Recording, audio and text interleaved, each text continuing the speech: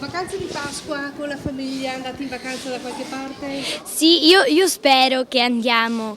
Allora, al pranzo andiamo a mangiare dalla zia. Per le vacanze di Pasqua andrò in Germania. Ecco, nonostante tutto quello che si sente a televisione, attentati e tutto, hai paura di viaggiare o non è un problema? Sì, in primo momento sì, ho un po' paura, ma credo e spero che non succedano più queste cose. Casa.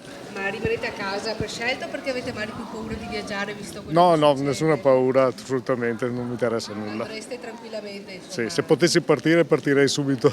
No, io sto a casa, io spererei di andare a Londra anche perché ho un figlio là e adesso mi fa pensare un attimo perché sento che c'è qualche movimento anche in quella zona, quindi si va in aereo e gli aeroporti sono un po' a rischio. Beh, Europea no, ma l'Europa va benissimo lo stesso.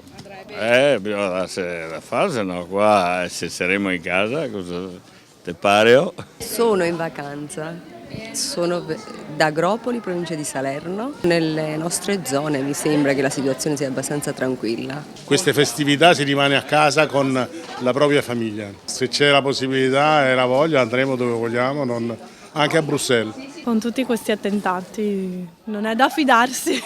Però se dovesse capitare viaggerebbe lo stesso? Sì, beh, andrei a fare un giro, magari non in capitali europee, ma in Italia. Farei un giretto.